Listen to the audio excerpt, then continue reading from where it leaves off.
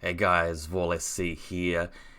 If you watched my results video for the Tabletop Simulator League, you would have seen that I announced the accomplishments of a number of different people, but I also said that Fukushim from Poland playing Onyx came last. Just 0 wins, 0 TP, 6 objective points, 320 for army points. And I did say that an optional prize for Fukushim would be have like a lesson with me for Tabletop Simulator.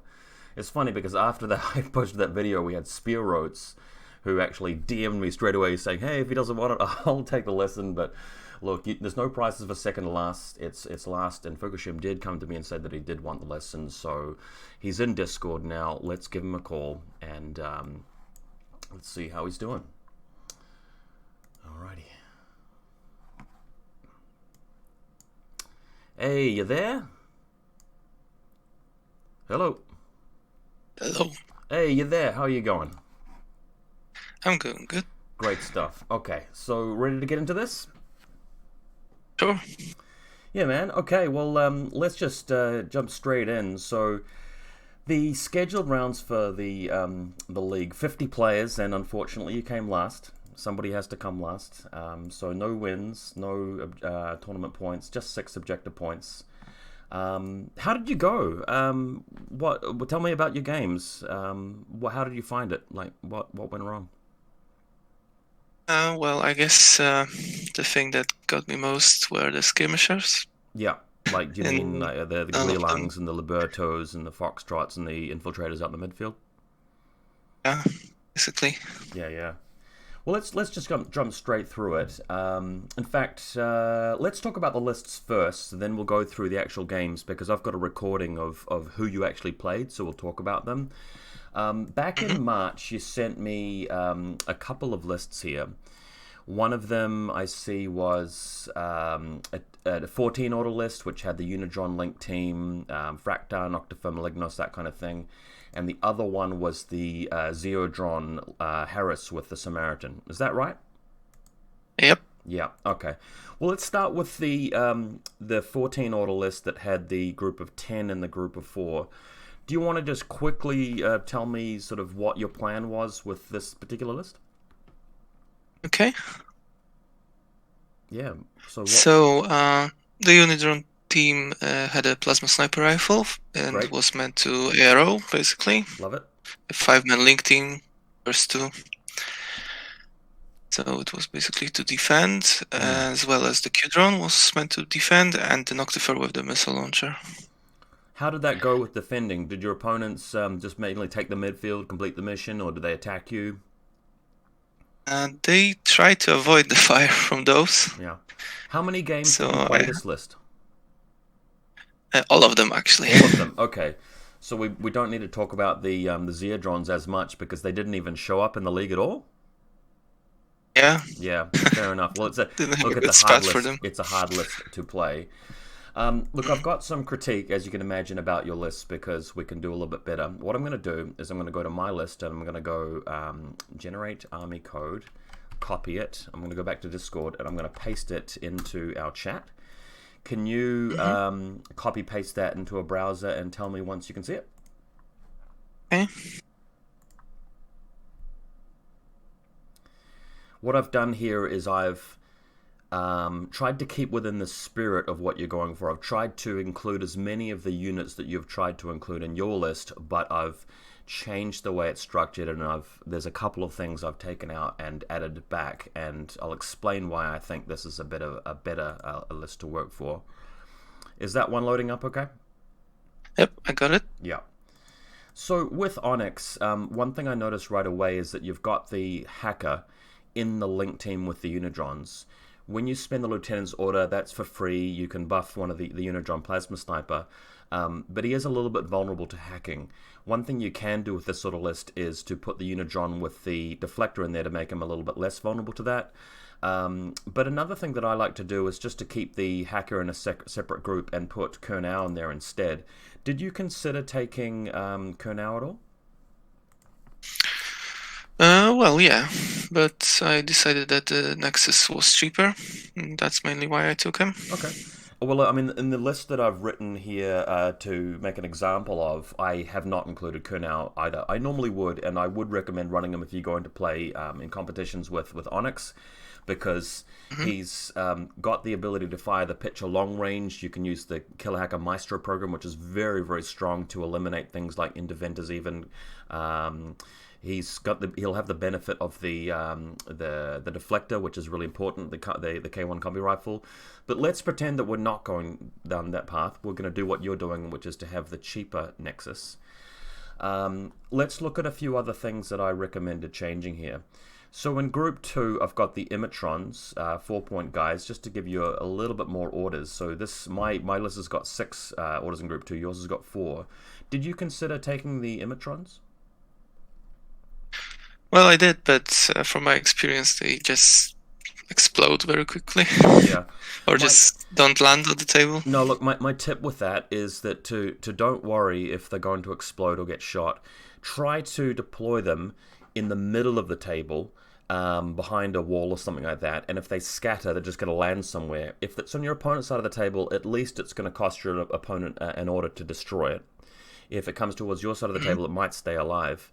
And if it lands in place, the free 3 orders for that entire game are massive for that 4 points. So I do want you to try using them more often and put them into Group 2 because they can't be switched between groups because they're deployable equipment. That's why I have it in Group 2 there.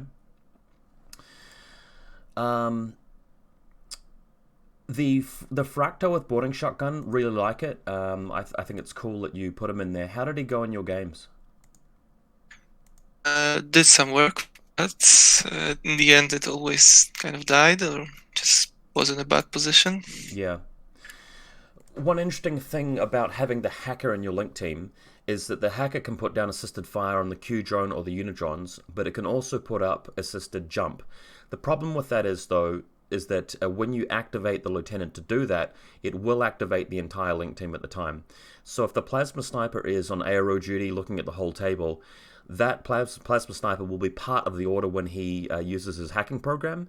And if your opponent's got a sniper in hidden deployment that can see the plasma sniper, they can shoot you for free just because you activated the link team by hacking. Does that make sense? Mm-hmm. That's one reason why I actually quite like to put the Nexus hacker in Group 2 and just have Kurnow in Group 1 with the Unidron. But we can talk about that a little bit more later. Another thing I noticed about your pools is that the Q drone is in Group 2, which probably says to me that you're using that to just be an ARO piece. Really powerful thing about the Q drone is it's strong on the reactive turn and the active turn. So if you need something to do some shooting and some attacking with, that's why I prefer it in Group 1, because you can move it and shoot it and do get a lot of killing. You might also notice that I've downgraded mine to a plasma rifle, and the reason for that is that you've already taken a mark rep tracker. So the thing in your list that's going to get the job done for shooting enemy targets, war cores, and just things in link teams, the mark rep trapper can do that very well, but the Q drone can then be something which attacks and moves out and actually kills things in the midfield. Because you've got so many things already that shoot long range, you've got the plasma sniper and the HMG and the missile launcher, it probably makes sense to take something which is a bit quicker and short range, and that's why I think the plasma rifle's worth a go. The Malignos, you've put that in Group 2. You've taken the Ford Observer. My one is a 33-point killer hacker, which saves you 3 points. There's a few reasons why I would strongly recommend switching to this profile instead. Number one, he's such an amazing hacker, and if your Unidrons and Q drone and things like that are going to be vulnerable to hacking, the Malignus can go after their hackers if they have them in the midfield. With Whip 14 and Surprise Attacker Maestro, that's extremely strong. The second reason is that he has a submachine gun instead of a combi rifle, and in the midfield, you're usually going to be shooting short range anyway, and the shock ammunition is just so good for picking things off like posthumans with NWI or Guangxi, Ghazi Motiwa to get the kill rather than just putting them to dogged state. The third reason is that this profile comes with the Dazer, and we'll talk a little bit more about why the Dazer is so important when we get into Tabletop Simulator, but have you tried out a Dazer before? Not really. So let me tell you about the Dazer. If you can see that your opponent has something that might shoot at your Noctifer, you can put the Dazer down where it will affect the line of fire to the Noctifer, and they'll be -1 burst. But the Noctifer's already burst 1, so it won't affect the Noctifer. Second reason, for missions where they have to move their troops towards an objective, the Dazer can completely slow them down. So when they move, they touch it, they've got to stop, and as they're moving through it, it's very difficult terrain, so they can move, they have to spend an entire new order, move again. It cuts their speed in half. And against a model like a Mukhtar with 6-2 speed, it's only moving 2-2 at a time. And then the last reason is that your list is so vulnerable and static and in defense in your deployment zone, it's not great against things rushing towards it to get kills like McMurrah. So having a Dazer to go down to prevent that from happening gives you a lot of breathing room. So that's one reason I'd really recommend this profile in particular. Any questions about that so far? No. Cool. All right. I'm going to send you my other list anyway, because I know that you didn't use the guys in your tournament, but I've got the Harris here for the Samaritan. Just let me know if that loads up. This is not a particularly strong list, and the Zeodrons suffer from a lot of problems, but if you do want to give them a go, I'd recommend this version rather than the one that you were using. You're using the Umbra Samarita hacker, assault hacker, and the problem with that is that he's too vulnerable against killer hackers in the midfield. That'll be a problem. Second thing I changed about your list is that Kodali with combat jump, there's no smoke, no speculo to benefit her with her MSV2, and if Kodali stays off the table, that's fewer orders for the Zeodrons to use, but if she's landing at the back of their lines, well, your Zeodrons are usually just going to be defensive for that turn, so I feel like it's trying to do two things, whereas you can only do one. Another thing, you haven't actually got a hacker for assisted fire, so in this list, your hacker was the Nexus Lieutenant, who's not a hacker, and you're taking Bit and Kiss instead. I guess I haven't done that on my list either, but I think if you were being serious about Kodali, that's what you'd have. The reason why I haven't taken a hacker on my list is just that I've dropped Kodali, so we're not yet needing to use assisted fire. Instead of Kodali, I put down the Greif Operator just because it's still providing an order when you're not attacking with it, but if you get a really good golden opportunity to weaken them with that Greif Operator, it can do the work. Some games you're just going to be spending all 12 orders, including Tactical Awareness, on the Harris, and in other games they'll just stay at the back. The Greif Operator can attack a little bit. Have you tried using the Greif Operator in Onyx yet? Not yet. Not yet. Cool. Do you have any questions about either of these two lists? I can see where things are coming from in both of them. Yes. No questions, I guess. It's all right. All good. To the point of everything. Let's go to the tournament. So, round 1, you had to play against Cobra Prime, who was running Bakunin, and the mission was Frostbite. You were using the one list that you said you were using. Cobra Prime did it right. Let me just have a look at where he was in the leaderboard. I'm just going to zoom out on my spreadsheet here. Okay. Cobra Prime actually came 10th, so you had a reasonably strong opponent in your opening round. What happened in that game? Frostbite, Yeah. basically. I was too slow. Yeah, like you said, my list was, I think, too static for a mission. So did your models freeze to death, or did they just not get the data tracker into the deployment zone, into the exclusion zone? I got console destroyed that I activated, so it didn't work on my guys. What killed the console? Was it like the Uberfall Commando team or something like that? No, it was actually like a Morlock or something. Morlock, yeah, double action Morlock, makes sense. Okay, which model in your list did you choose as your data tracker for that mission? I think it was a Malignus in a Marker state. Ah, yeah. So that's a shame, because the Malignus is at its best when it's in hidden deployment. I think that your data tracker could have been your Nexus Lieutenant, but then it's vulnerable against hacking. You can sort of see that one of the advantages of having Kernau on a list like this is that it becomes a very good data tracker. Had I been you for that game, I think I would have made the Doctor the data tracker, because You're going to be trying to keep him safe anyway. He's got 2 slave drones to go and do work with, and then in the last turn you can hopefully move the doctor out and move into the exclusion zone, and it's very fast, so it'll get there a bit more quickly. So that's perhaps one thing to bear in mind. Data tracker selection is really important, and yeah, sadly, if you've got your Malignos on the field, your opponent will know what it is and can target it. If it's out in the midfield, everybody knows that it can only be the Malignos because that's the only infiltrating TO camo in the faction. So round 2, after that loss, you're up against Mr. Anarchy. Mr. Anarchy actually played against our champion, Killer Whales, in round 1 and got defeated. So playing against you for round 2. I can't remember. I think round 2 was Supremacy. Is that right? I can't remember 100%. I should really look it up. But that was against Combined Army, so Onyx versus Combined. What happened in that game? Turns out Vanilla Combined has more tools than Onyx. True. When you're playing Onyx, you need to make sure that you're getting as much value out of the link teams that you can. Because if you're not really using the Unidrons very well, then you may as well be playing Vanilla Combined. But the thing about Onyx is that that link team can be really powerful if you understand it and you position it correctly and use it right. Anything specific about what happened during the game? Don't recall that much. Don't recall that much? And Mr. Anarchy had 2 tags in there, I guess? Or one of them was heavy infantry, like Haunted is not a tag, so was it? 3 things, I guess. That's what I'm saying.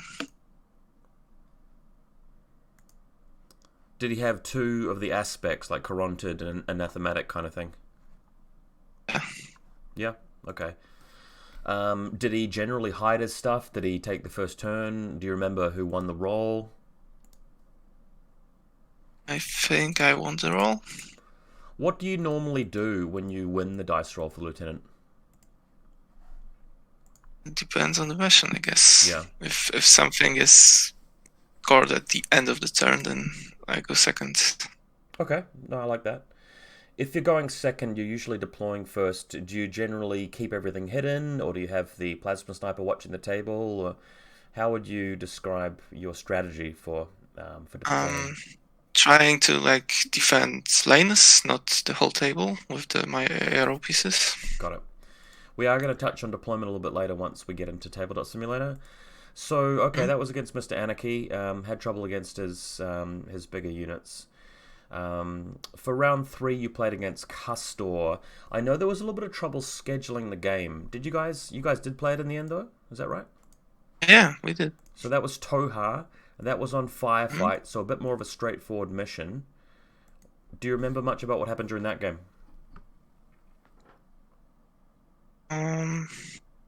Skirmishers, I think, this time again.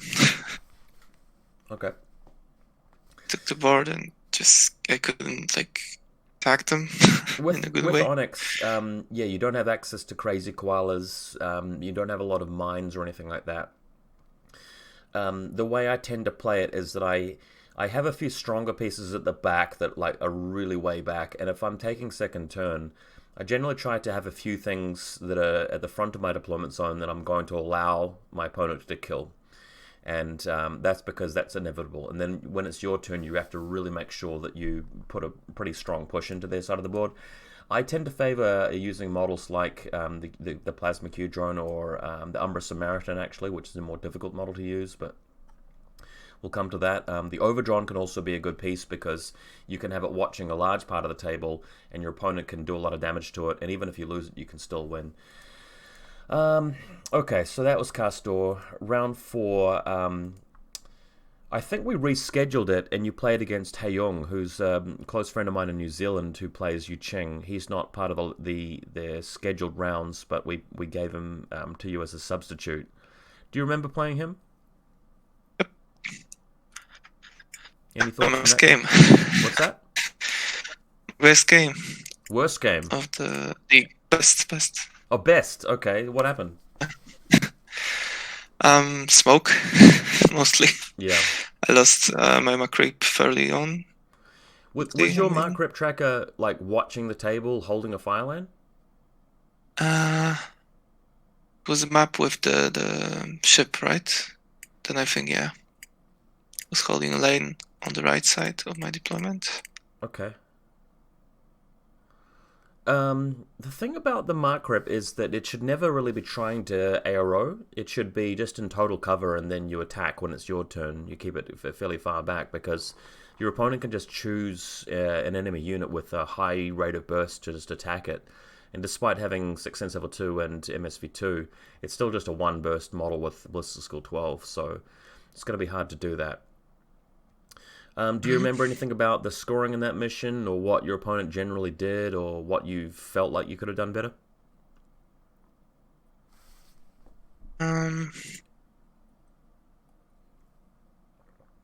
There was some bad whip roll on the objective, my part.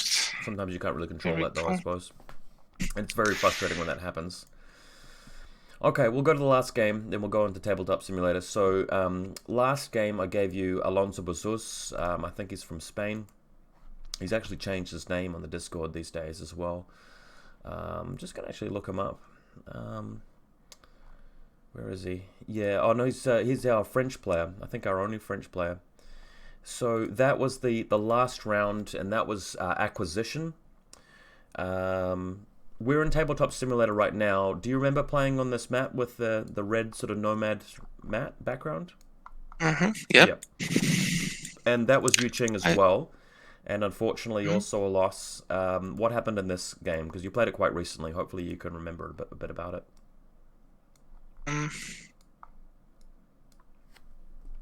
Yes, I tried to assault with the unit drones from my right side.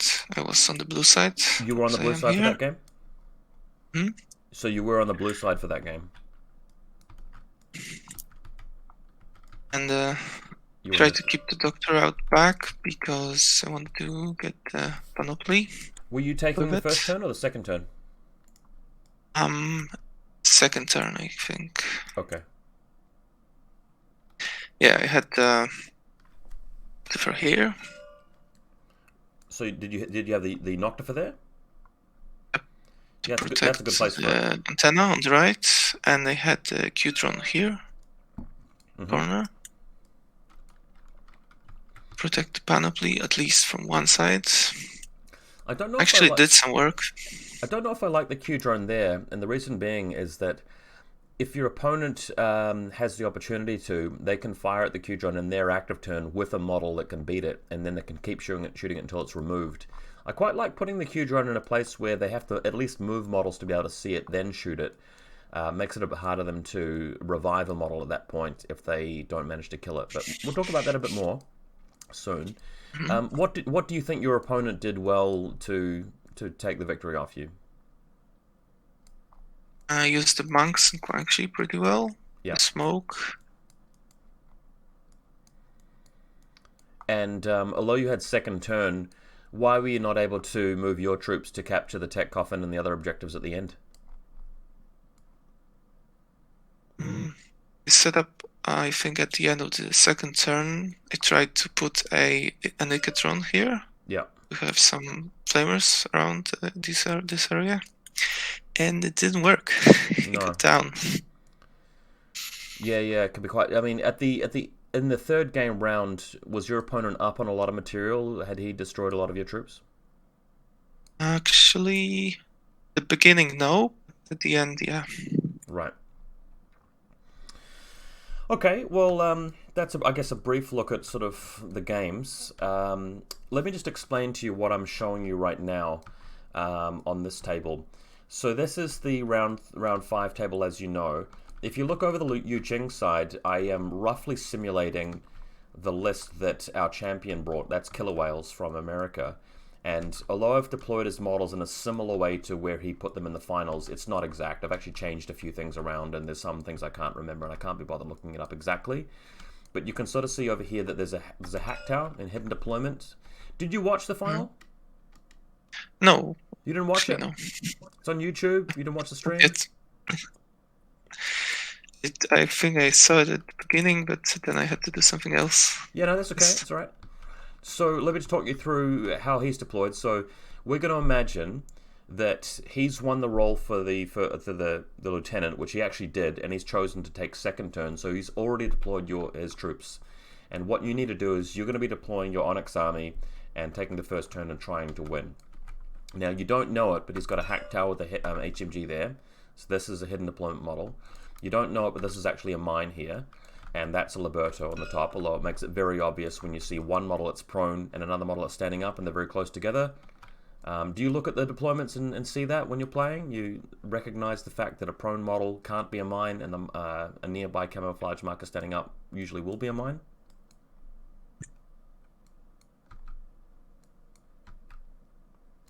Because it could be connected to this model or this model. In this particular case, this over here has to be the Liberto because he's only got for deployment level 2, whereas this one has to be the Zensha because he's allowed to infiltrate the full way up the field. That's one thing I'm going to encourage you to do to help you with skirmishes, is just to have a look at them and just identify the ones that are prone, telling you that they're actually fighting troopers, and the ones that are standing up are much more likely to be mines. That way you can avoid moving into the area of effect detonation of the mines when you're advancing. Does that make sense? Yeah. Especially if it's right in the middle, not hugging any cover. Exactly, yep. So I want you to recognize that. So at the back we've got Aru Shi, Shaolin Monk, the control device, the Yao Zhao's next to his HMG. Notice his deployment of his HMG here is, and look, I don't know if Kilowell's actually put his one here, but I'd put mine here because it's got a good angle along there. But because he's not taking first turn, it means if you want to kill the HMG, you've got to move something all the way over to here, and it's hard to get to this spot with a model that can actually kill it. Whereas if he's coming around the side here with just some really weaker troopers, some aggressive troopers, that TR bot's going to be very useful. And then when it becomes his turn, he can move the TR bot somewhere out to attack once it has assisted fire on it. But on the first turn, he won't have assisted fire available. So that's how I want you to play your Q drone as well, is don't think of it as purely a defensive piece in the first turn, but to keep it around a little bit and try to be aggressive with it at the same time.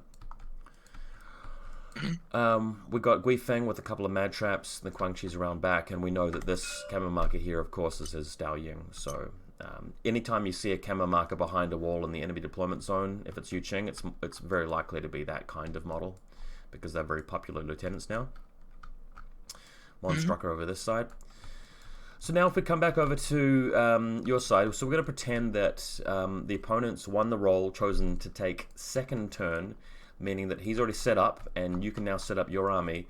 And this list here I've got here is the list that I recommended you. So it's based on the list that you played for 5 games, but it's my version of it, which I sent you the armor code for. So we got the Q drone and everything in group 1, and then I'm actually showing in a separate little pool over here. This is the group 2 stuff, and of course there's your HVT.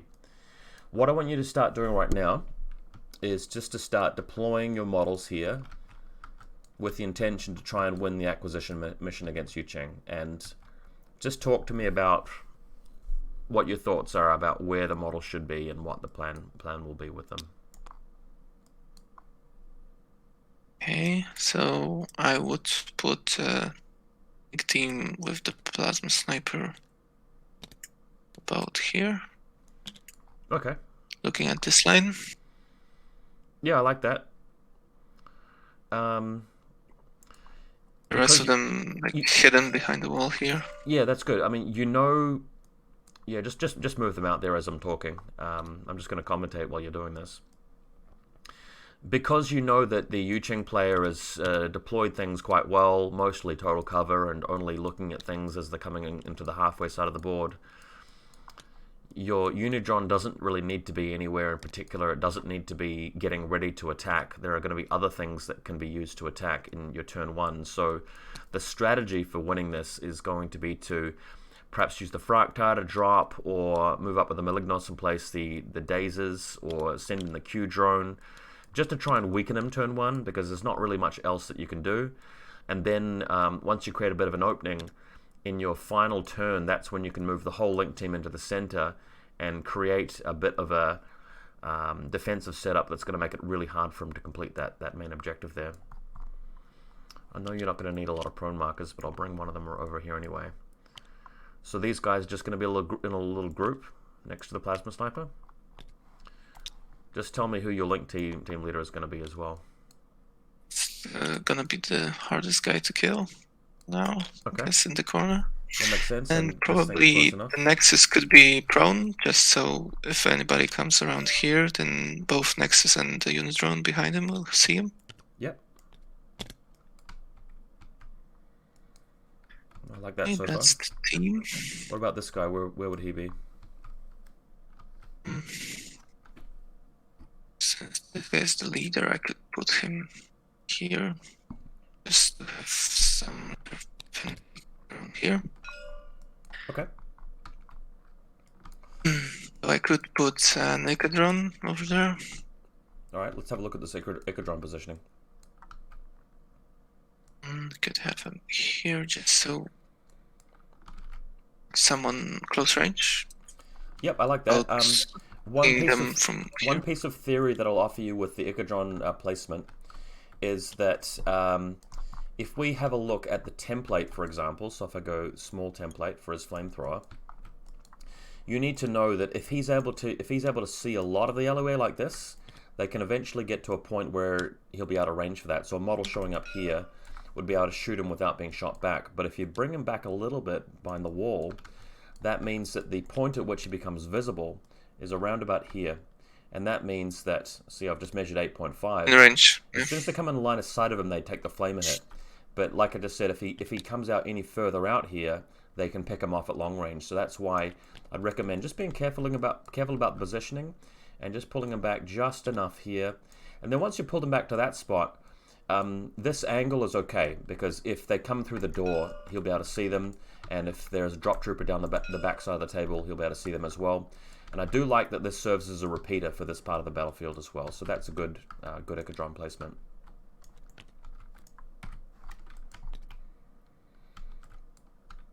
Okay, we've got the other Echadron now. Him behind this crate here.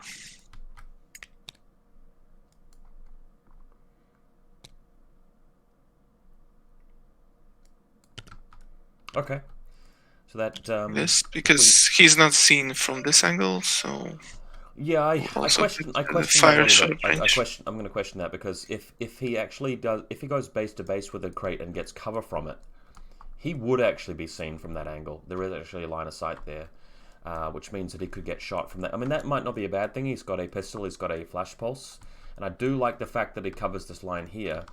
But I think it would actually be better to put him here instead, because that way you're still covering this angle with your flash pulse, but he can't be seen from the middle of the table, and then he's got his flash pulse on the left as well. So even behind this crate or here might be alright, but even better than that, it might be a stronger alternative to put him around here, where he can do a similar thing that the other Echadron is doing. But just be careful about that, because if you have to sacrifice a bad shootout just to get cover, it may not be worth it. But I mean, it's not the most terrible deployment I've ever seen. He'll be okay there, but remember, sometimes decisions that seem to be a little bit inconsequential can turn out to be really important in Infinity if it allows your opponent to snowball with the way their turn's going. So I think there's okay, but yeah, do consider a couple of other spots like this and like this with the Echadron as well. Even this as well, because if we bring out the grid, which might be useful, there's the grid there. So another spot for the Unidron might be here. Echadron, I meant to say. And don't forget, once you're just determined where your Q drone's going to be, you might need to have a repeater nearby to it for the assisted fire. The R drone will be able to help you out with that too. So I guess since Echadron is over here, we could put the Q drone somewhere here. Don't forget, this is the Q drone with the plasma sniper, plasma gun, not the HMG for this particular game. Do you want to place him a bit further up so that he can actually move out and attack the enemy deployment zone more quickly?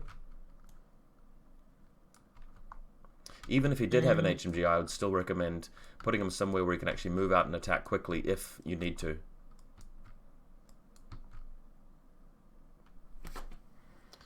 Then where could I hide him? Behind the car? Yeah, behind the car. That's fine. But look, remember, it's not about hiding him because the Yuching player is hiding from you. So that your opponent has hidden all of his stuff, meaning he's worried about you attacking. So you could put the Q-drone just out in the middle of nowhere in the open, and if his reserve trooper is something which is watching it, then you simply don't activate the Q-drone. You activate the mark trapper or something else that has cover and move up and kill the thing that was watching it, and then you're free to move out. Does that kind of make sense? Mm-hmm. Another thing I want you to be thinking about during your deployment zone is you should have a strong idea of what your reserve trooper is even as you're starting to deploy. So right now, which model do you think you will keep back? Usually I take the Mach Creep as my reserve. Mm-hmm. I like that because the Mach Creep is very slow and its position on the battlefield can't easily be changed, and you'd want it there to respond to a particular threat. In this game, we're going to pretend that the Hack Tower and Hidden Deployment is going to be our opponent's reserve trooper. So at the moment, you can't see his reserve, and you won't be able to see it after it goes down. So the Mark Rep Tracker can be your reserve trooper, and we'll look at the deployment of that soon. But you've got a Q-drone right there. That's great. Where's everybody else going to be? Imatron, like you said, start him somewhere in the middle. If it lands well, then here is a good. Yes, excellent, because again, if it scatters way back to your deployment zone, it should land here, and that's a great position for it. If it scatters over here, it'll be on the building. That's fine. If your opponent gets line of sight to it, they just have to waste time shooting it. It could land over here. Worst case scenario is that it lands somewhere it can't be deployed, or if it goes out here, in which case your opponent might have an impetuous trooper that can attack it. But that's fine. It's still worth taking for 4 points. That's why you see most people use them. Then the second one somewhere here. Yeah, great. And if the first one had scattered, you'd simply put the second one in the place that the first one was trying to go. That's what most people do.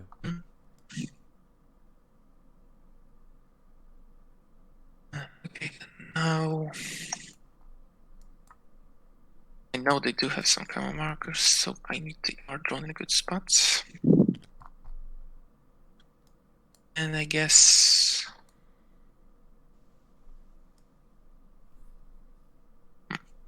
in the building. Yep.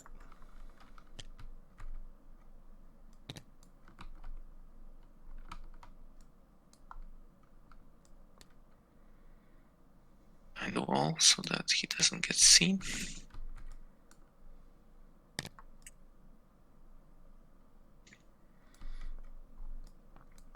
You know what? I don't think you should put him there.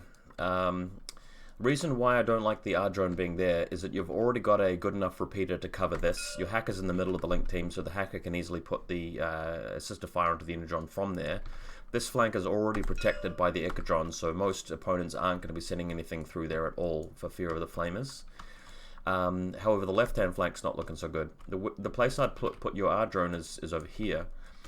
Because your opponent might have drop troopers which can come in. In this particular game, he's actually got a Tiger Soldier with a combi rifle flamethrower, which you don't even know about right now. But if you put the R-drone here, this is going to at least stop it from walking on the side of the board. We also have to be kind of careful because this crate here provides the cover, so you don't necessarily have to be next to the smaller scatter terrain box. If you put him behind the box, this is also a good spot for him, but bear in mind this long fire lane, he could just get shot by something as it comes around. But if you're thinking carefully, you can see that the Yuching player hasn't really committed much to this side of the board. He's got a combi rifle here, a Monstruck with an SMG, there's a flash bot. It's unlikely that the TR bot's going to walk out all the way over here. Which means that you can get away with putting him behind this box and just facing him like that. So you're covering a drop trooper landing around through here or around through here. If he lands behind you, you can turn around and he's only killing one flash spot anyway. And then you've covered this entire flank, which is great. Because like I said, your opponent doesn't have any Spitfires or HMGs to move over there. Also, if you're doing some coordinated orders, later in the game you might be able to bring him around to a spot like this or even behind this wall, which makes him really annoying for troops that are trying to get to the objectives in the middle. So if in your last turn you've done some coordinated orders and you get him to about there at the end, You can see how that is going to be effective to slow them down and stop them from doing work. That's why I like this spot. So I'll just put him here for now. Okay.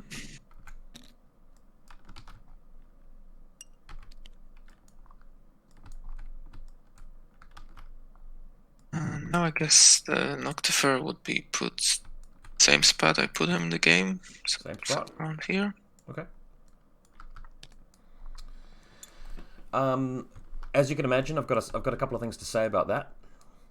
So you're able to go and look at the other side of the table, and you can see that he's got a Rushi right here. That means that if you get a good opportunity to hit him with a missile because he brings a Guangxi or opens up the Hack Tower, the Liberta comes around, you can have your one shot. But what's going to happen after that is this. He's going to bring out the Shaolin monks. Smoke's going to go down here because he's got a Shaolin monk nearby for that. In fact, 2 of them. Then the Rushi is going to come out around here and get to a spot where it's going to be in range.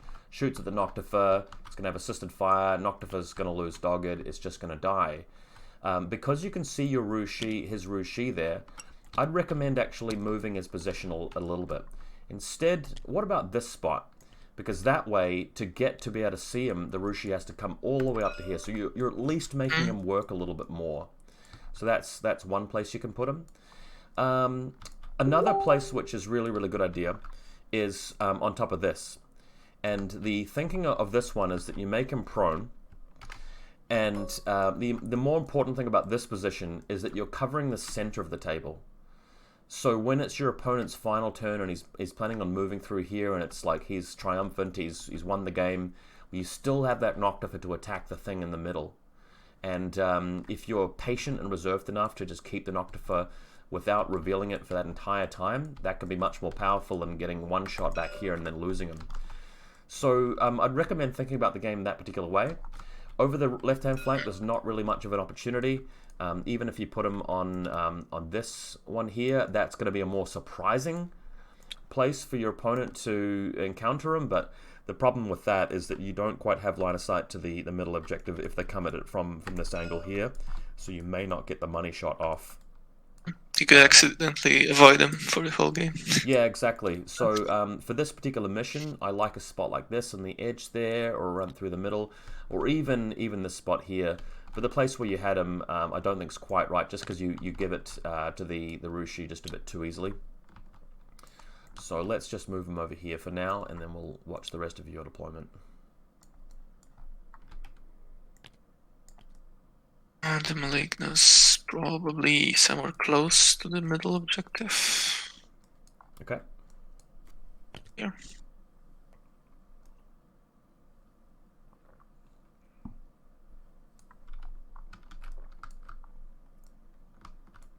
Keep him hidden for the whole game, then just swoop around here. Okay. There's a few things I want to say about that.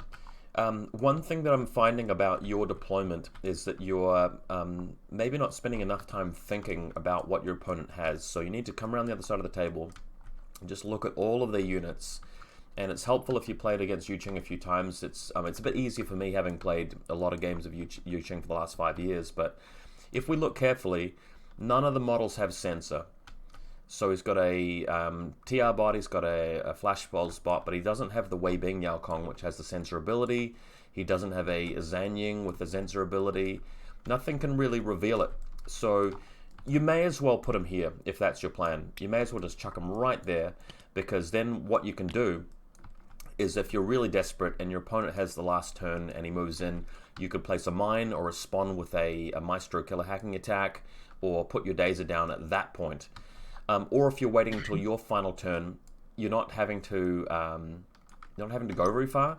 So what happens is that in your final turn, he comes out of camo, he goes prone, he goes next to the thing, and then maybe he places a mine or a Dazer even. So that's a better spot for him.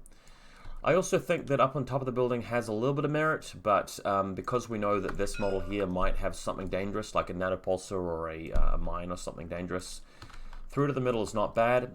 Even on the staircase, I quite like this spot here, because he's touching it, and that means that if something moves out here to claim the objective later on, he can respond with a SMG shot, and he'll still have cover when he does that, if that makes sense. Another reason why I like this positioning is that if you're desperate, it's the final turn, your opponent's moving through here, and then you place your Dazer on the stairs. Guess what? The Dazer is not going to be visible to him as he's coming through, and they're going to be slowed down. And if your opponent has just miscalculated it, they might be starting here. They're thinking they're going to be able to move and then move again with one water left, and then they just lose because they don't have that second shot skill to use because you placed your Dazer, which is huge. Another reason why I like him there is that with the Dazer going on that stair, well, guess what? The Noctifer's here as well. And if he brings his Rouge or his TR bot to come and kill it, that's only 3 dice onto the Noctifer rather than 4. So the Dazer is really going to help the Noctifer in a big way. So in your future games with Onyx, I want you to practice using that combo of having the Malignos up the midfield, having the Dazer going down even partway through the game, getting in position. He's got great range for his hacking, and have that combo with the Noctifer. But I want you to be careful.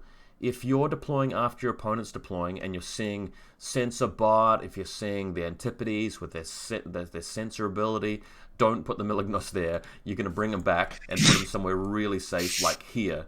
Like, even though he's way back here, you don't want to give your opponent a chance to just kill him. But in this game, I think he is a good spot. Oh, one more thing. One more thing. Let's say it's a late in the game and the enemy moves their camo marker down the stairs. You can reveal with your ARO an idol, and your opponent won't be able to move through you because they can't move through any camo markers, so they'll have to discover first, and that's going to slow them down. So that's a trick that you can use with a camo marker. Great, okay, so we've only got a few left. What else is left?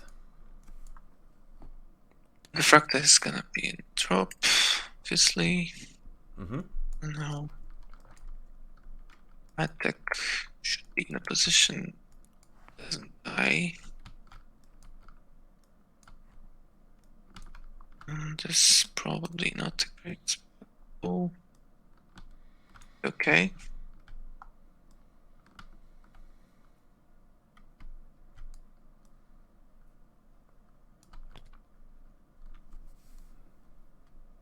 Drone.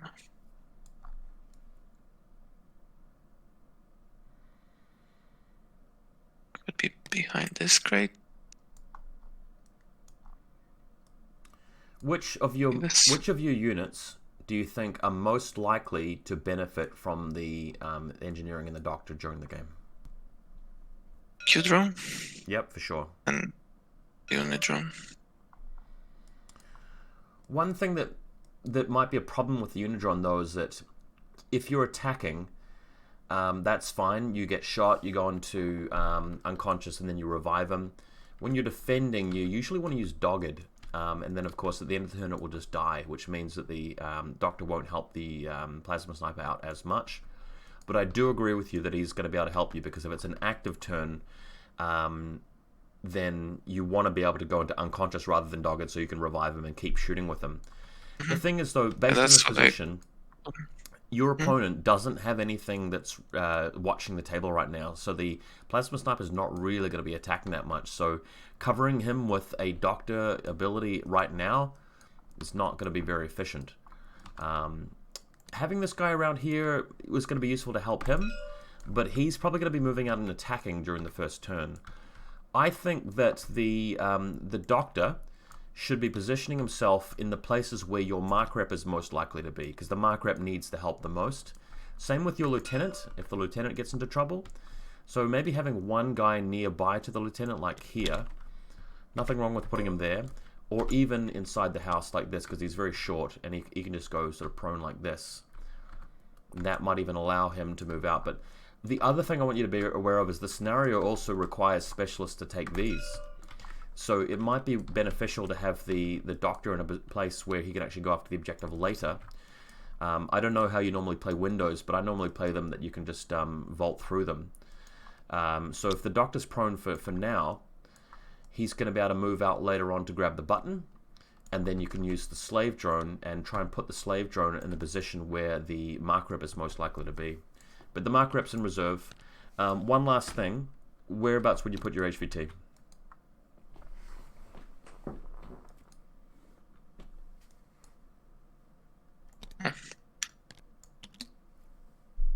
in the middle here.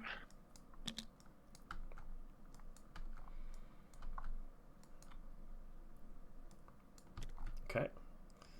I think acquisition actually has a wider deployment zone than normal. Let's just quickly look at that, because I think you get 16 inches out, which means it's going to have to be beyond 20. Let's have a look.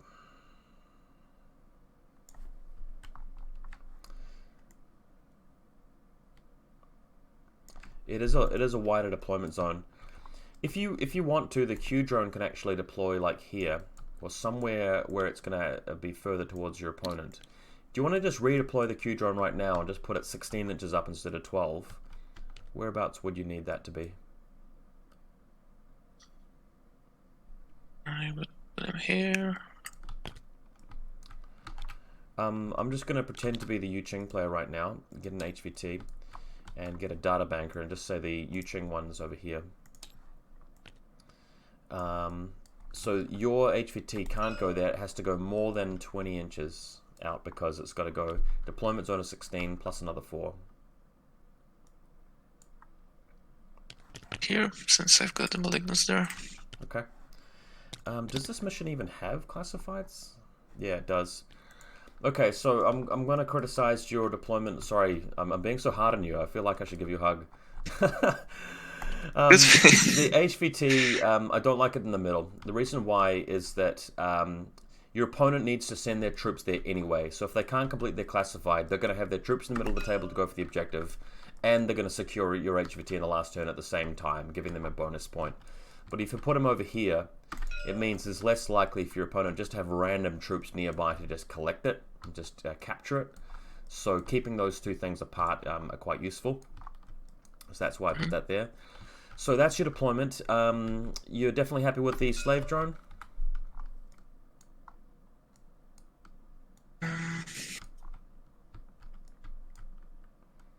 Where do you think your mark rep's most likely to be?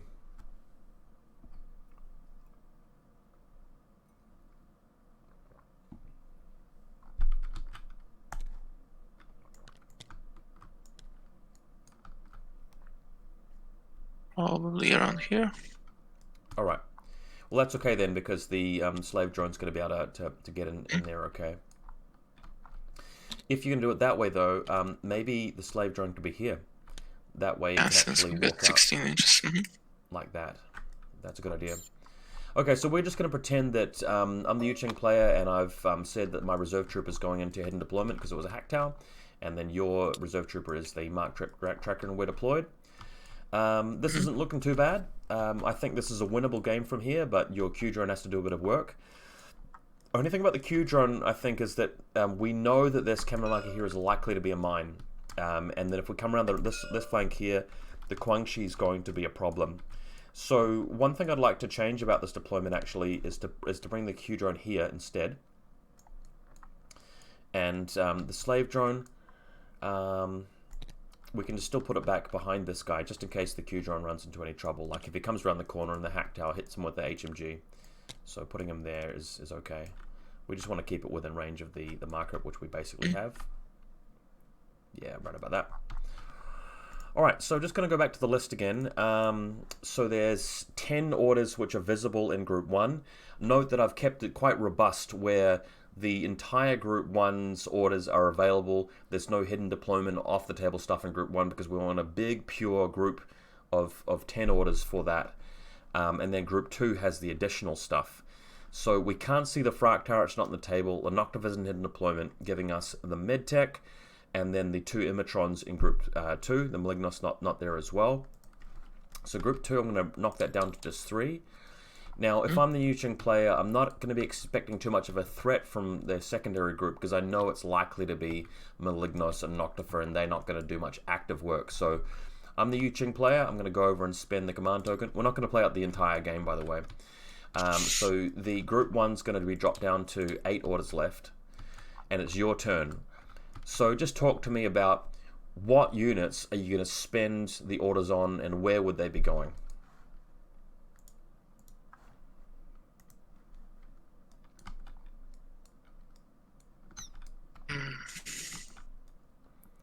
This Fukushim player is going to be quite hard to attack. He's got the mad traps.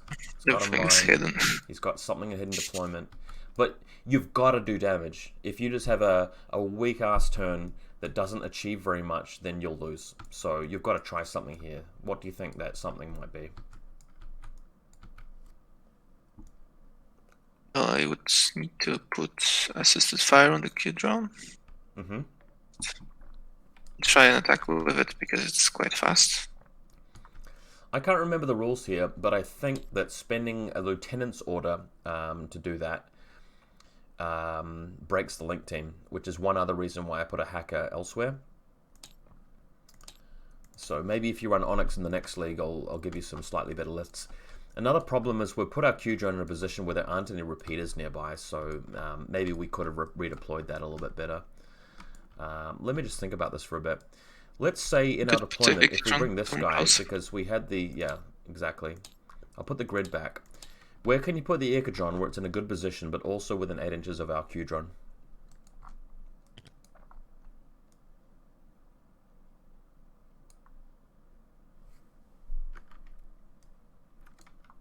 Maybe here behind the barrel, because that way it can see into the building if they infiltrate the building. And it also gets a bit of a line across here. Maybe. Or you could just stuff it in the corner next to the ladder if you want it to be covered. It's hard to know. It's a difficult game to get everything right. But since we are going first, then it's better to have him. Okay. Not the enemy. Yes. I think I do with the Ecatrons sometimes use them as a skirmisher. Yep, okay. So we'll give the Q drone the assisted fire. Lieutenant orders spent now. Oh, the link team's gone, I guess. Lieutenant orders spent. Great. So how would you get the damage done? And the only camo marker I don't see is this one, right? Yeah. Interestingly, if you move your Q drone out and the hack tower attacks it, I think that would be maybe not the best play for the hack tower, because the Q drone still has pretty good odds to beat him. And even if it doesn't, that allows you to move your marker up and actually attack him from this position. So I think it'd be unwise to attack with the hack tower at that point in time, early in the turn. But I mean, you don't know the hack tower's there. You don't know what type of hack tower it is, so you'd probably just have to move out. But this is the point in the game, and the point really as a player where, you know, this is where the game's won or lost. Basically, is your decision about how to attack, how to move out, and how to make it so that you have an advantage after this turn.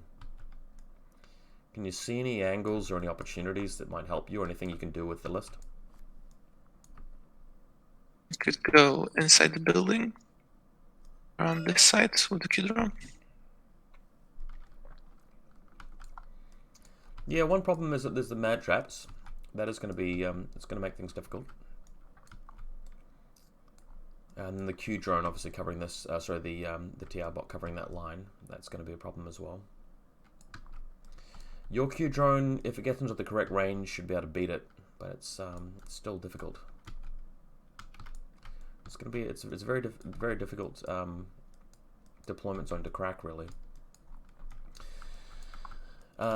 This is why when I play Onyx, sometimes I do like to place something with a bit more mobility, like the Umbra Samaritan, or something that's really beefy, like the Overdron with the double rocket launchers. Sometimes you can take the Fractar with the Spitfire as well. Against an opponent like this, the Fractar Spitfire is not a bad choice. Even if the hack tower sees it, the HMG can't kill him immediately because he's got 2 wounds effectively, and he can guts back behind something. But yeah, any ideas?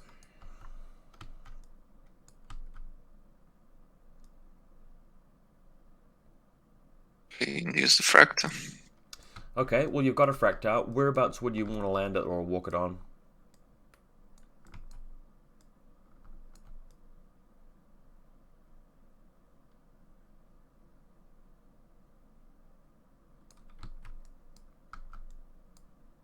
Tights, I guess. Over this side? Okay. Yeah, I guess one thing I like about that is that you'll get to see the Guangxi, and even though you'll take a chain rifle hit, the Fractar won't die from it. But the problem with that as well is that to kill the Guangxi, you have to do 2 wounds on the Guangxi as well, and you've only got 2 shots, so removing them off the table is going to be difficult. You may also be able to land behind him. That might be a fun way to do it, but you're taking a bit more of a risk, and you'll have the chance to turn around at the same time. The other thing is that he might be the only thing you kill with it. With the Malignos and the Noctifer in hidden deployment, he's not going to be able to use the orders this turn. One other thing you can do really is just keep the Fractar in reserve until later in the game, once the Impetuous models move out and his Lieutenant becomes a bit more vulnerable. If in the final turn you can land your Fractar at the back, then the Lieutenant can't reveal with hack transport, otherwise you'll be able to shoot him, and he's not going to be able to kill you because he can't do 2 wounds to you, so that could be quite a powerful play to deny the player going second the opportunity to move into the middle. So that opportunity might present itself.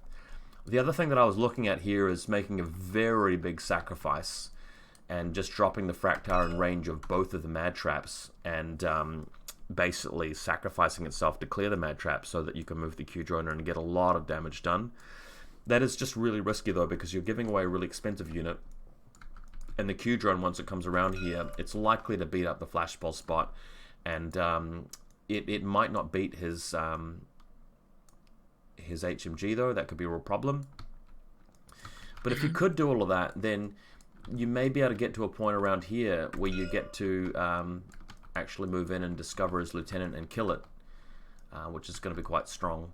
It's just a very difficult play to make. I mean, with 8 orders coming around this side, to get in there, it's just going to be very difficult. But you shouldn't be afraid of making a really bold play if you think it's going to be a hard game and if you have been out deployed. Now, one thing I'd encourage you to do as well is that if you are in a position like this and you really look at all the options and you think, well, my opponent's got me here, there's no openings, there's nothing I can do, and I'm just going to waste troopers if I move in there. Well, what you should probably do with your turn then is just get your Malignos out and lay your Dazers down, and maybe grab some consoles and then run away, and then hope your opponent makes some mistakes and gets unlucky, and just preserve your troops for a while. That might be the only way to go in some cases. Speed bumps. Yeah. Another thing that you can do with Onyx, and I don't know if you've attempted this before, is with your Noctifer, you can actually play it aggressively. So you could deploy it over here and just walk out with it around here and start shooting things long range with a surprise attack. Once you get a bit closer, it's got an assault pistol as well. People don't really expect that from a Noctifer, and with this scenario having the 16-inch deployment, that can be very powerful. Like if you came over here and shot his TR bot right off the bat, you've got Dogged, he doesn't have assisted fire up yet, that could be very powerful. But again, the Noctifer is in group 2, so we don't really have that option available to us at the moment.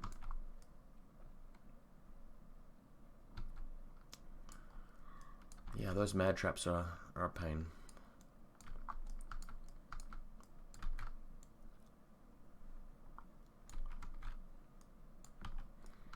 This is a difficult thing about Onyx, is that you don't have a lot of cheap troops just to wipe out the markers. Okay, here's another strategy for you, another tactic. You've got the Dr. Worm, and it's got a slave drone, and your opponent's left you with what, 3 orders in that group? What if you did this with group 2? You spend an order on group 2, and the Doctor just doesn't do anything, and you move the slave drone. So slave drone comes 2 here, and then another 2 here, and then another 2. Well, I'm decaling things up. Sorry. Ugh.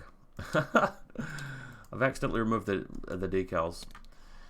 Anyway, I'm just gonna go back because I've just painted the ground by mistake.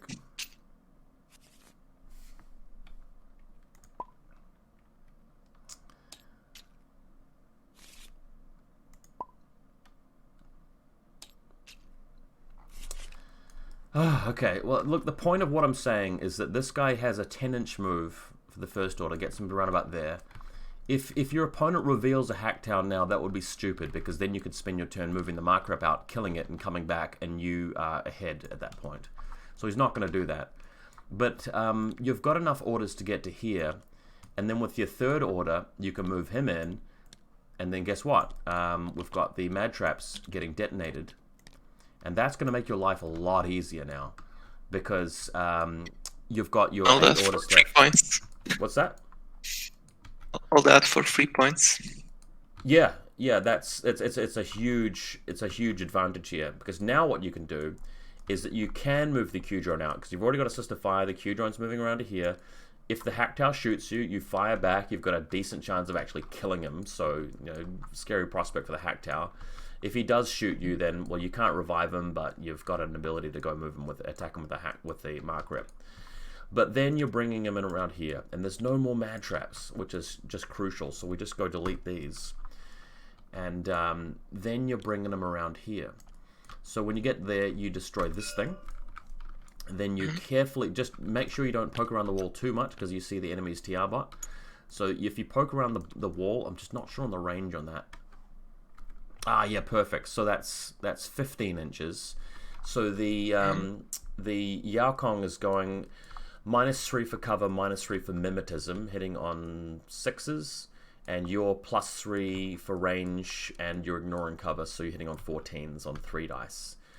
Again, it's a risk. You could lose this, but if you feel like you have to take some risks, the loss here is that you lose a Q drone, but the gain is that if you do manage to win that face-to-face roll, well, that becomes amazing then, because then you pull around here, you kill the Shaolin Monk, you pull around here, you kill the Guangxi, it's got shock with the plasma, and things are getting really dangerous at this point. You can move around here, eventually get this guy, and I don't know how many orders you'd have at the end of this turn, but you might even be able to get in far enough that you, I mean, he could hack you, I guess, so you'd want to be careful about coming too close to him. But you can sort of see the amount of damage you can do with this guy. Even pulling around through here and getting a reveal on this camera marker. And this suddenly becomes a good turn. Especially if you end the turn with him just sitting around here. His impetuous troops have to come towards this guy now, possibly getting shot. And it means that you have opened the way for your second turn.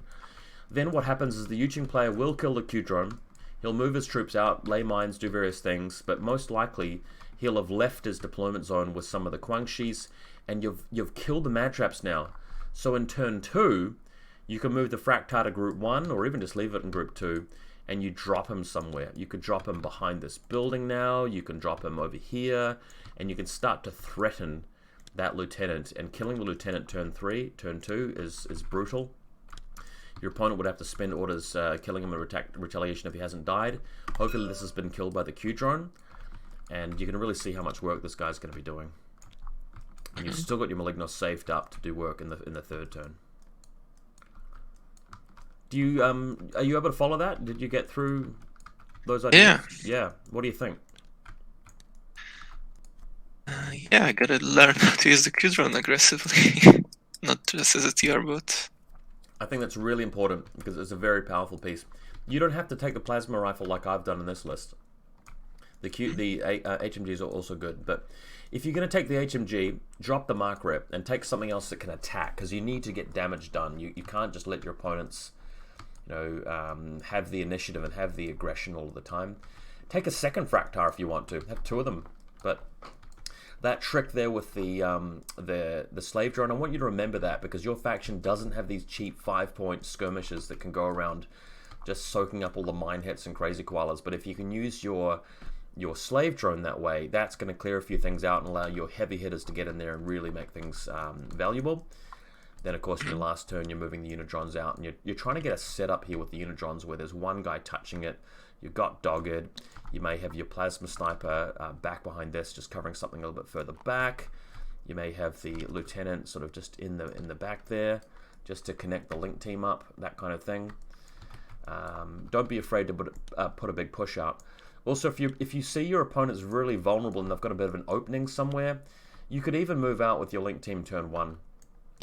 I don't know if you saw my forum post back in the day, but one list that I came up with for Onyx, this is really hilarious, is that you can actually take a 20 order list, and both combat groups have a full link team of unidrones in them. So in your first turn, you put assisted fire on the first team, spend all the orders moving them across the table and shoot with them, and then after they're done, you spend a command token to move the link team to your other core in the second group and spend another 10 orders on them moving up.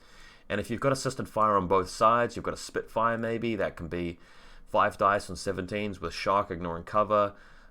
It's brutal. It can be really powerful, but the disadvantage of that, of course, is that you kind of need first turn, and you need a table where you can deploy everything without going prone. But look, hit me up on Discord if you want me to send you some other lists. I think there are some really powerful lists which include the Samaritan and the Overdron. Those are 2 pieces that I would take. I wouldn't take the Suryats and the Rodox and stuff as much, and the Legate, not very good. But those pieces in particular are pretty special. Whew, that's a lot of talking. Hey man, look, thanks for going through this, and sorry to be so hard on you. I really hope that you come to League 2 season 2. Had a point, so it's good. We've had over an hour now. Do you want to ask any questions or make any comments or get some advice on anything in particular? I guess I need to rethink everything. I played the game and. Well, I'm gonna be announcing season 2 of the league soon, in the next couple of weeks. I hope that you do participate. I'm in.